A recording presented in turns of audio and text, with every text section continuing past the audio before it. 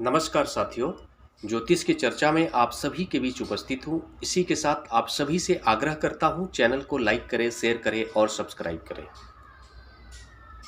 आज की चर्चा का विषय है मेष लग्न में और वृश्चिक राशि हो, किसी जातक का मेष लग्न हो और वृश्चिक राशि हो तो चंद्रमा वहाँ पर कैसा प्रभाव देंगे, इसको हम लोग जानने की कोशिश करेंगे, इसकी चर्चा करेंगे। आप सभी के सामने मेष लग्न का चार्ट है, जहाँ पर 1 नंबर लिखा हुआ है, इसको हम लोग लग्न हाउस कहते हैं और ये लग्न कुंडली है। और इस लग्न कुंडली के अंदर जो चंद्रमा है वो आपको अष्टम हाउस के अंदर बैठे हुए हैं। राशि आप सभी जानते हैं, जहाँ पर चंद्रमा बैठते हैं वो जातक की राशि होती है।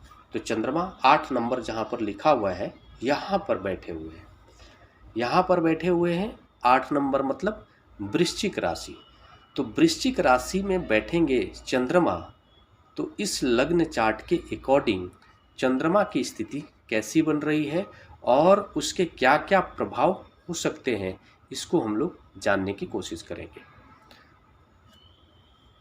मेष लग्न के अंदर जो लग्नेश हैं वो आपको मंगल होते हैं और साथ में जो पहला, दूसरा, तीसरा और चौथा, जहाँ पर 4 नंबर लिखा हुआ है मतलब कर्क राशि, कर्क राशि के स्वामी ग्रह चंद्रमा होते हैं। तो इस लग्न चार्ट के अंदर जो सुख भाव के स्वामी ग्रह है वो आपको चंद्रमा बन रहा है। चंद्रमा सुख भाव का स्वामी ग्रह बन के और वो अष्टम हाउस में जाकर नीच राशि में बैठ रहे हैं।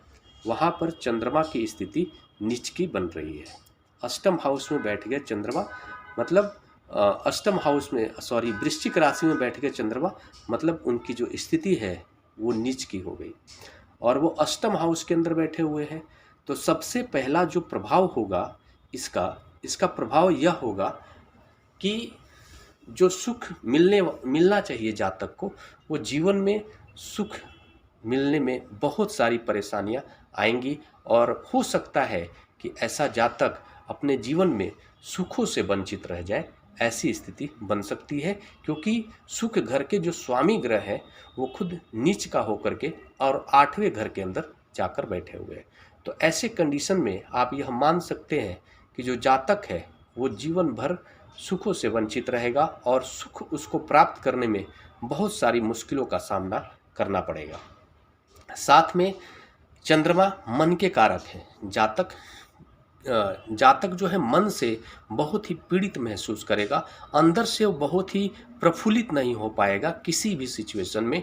चंद्रमा माता के भी कारक है।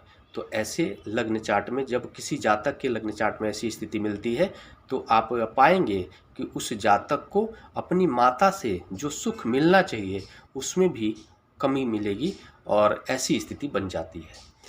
ये आपके प्रभाव होते हैं। 4th हाउस से संबंधित हर चीज़ प्रभावित हो जाएगा और जातक को अब मतलब आप मान लो कि नीच की स्थिति बन रही है तो जातक को ऐसा भी हो सकता है कि उसको अपना जो नेटिव प्लेस है और उसको छोड़ करके दूर किसी जगह पर उसको रहना पड़े जीवन यापन के लिए और वहाँ पर वो सुखों से वंचित होकर के उसको अपना जीवन यापन करना पड़ेगा, ऐसी स्थिति बन जाएगी।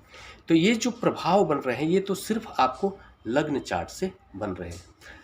अब इसी चीज़ को दूसरे तरीके से देख लेते हैं, चंद्र कुंडली से देख लेते हैं। अगर मान लो चंद्र कुंडली से देखा जाए तो चंद्रमा जो है कि लग्न के अंदर यहाँ पर चंद्र कुंडली ये बन गई, जहाँ पर 8 नंबर लिखा हुआ है यहीं पर चंद्रमा बैठे हुए हैं। अब यहाँ पर चंद्रमा बैठे हुए हैं और वो आपको जो है कि पंचम हाउस के स्वामी ग्रह बन के बैठ रहे हैं। पंचम हाउस के स्वामी ग्रह बन के बैठ रहे हैं और जो पंचम हाउस होता है वो जातक का आपको भाग्य का घर होता है। तो भाग्य का घर मतलब किसी भी जातक के जीवन में कितना ज़्यादा वो कोई भी कार्य को करेगा तो भाग्य उसका साथ देगा या फिर भाग्य उसका साथ नहीं देगा। भाग्य की स्थिति को देखने के लिए नवम घर की स्थिति को देखना पड़ता है कि नवम घर के ऊपर कौन सा ग्रह की दृष्टि पड़ रही है, कौन सा ग्रह बैठा हुआ है और उस घर के स्वामी ग्रह कहाँ पर जाकर के बैठे हुए हैं, नीच की स्थिति में बैठे हुए हैं या उच्च की स्थिति में बैठे हुए हैं, किससे दृष्ट हो रहे हैं, या फिर किसके साथ बैठे हैं। इन सारी चीज़ों का आकलन करने के बाद हमें पता चलता है कि उस जातक का भाग्य कितना मजबूत होगा। तो ओवरऑल ऐसी कंडीशन में आप ये मान सकते हैं कि यहाँ पर इस कंडीशन में आप ये मान लो कि जो चंद्रमा की स्थिति बन रही है वो नीच का होकर के जा कर के लग्न के अंदर बैठे हुए हैं। तो नीच का होकर के लग्न के अंदर जा कर के बैठे हुए हैं, तो आप मान सकते हैं कि जातक का जो भाग्य है वो कमज़ोर हो गया। और वो भाग्य कमज़ोर हो जाना मतलब जीवन भर उसको संघर्ष की स्थिति रहेगी। आप चंद्र कुंडली से भी देख रहे हैं तब भी। चंद्र कुंडली से भी देखने के बाद आपको यह पता चल रहा है कि जातक को जो अगर आप चंद्र कुंडली से देखेंगे तो पंचम हाउस के स्वामी ग्रह बन के मतलब यहाँ से आपको चौथे घर पहला दूसरा तीसरा चौथा और पांचवा मतलब अपने चंद्र कुंडली के अनुसार अपने से वो आप पांचवें घर में जा कर के बैठ रहे हैं चंद्रमा।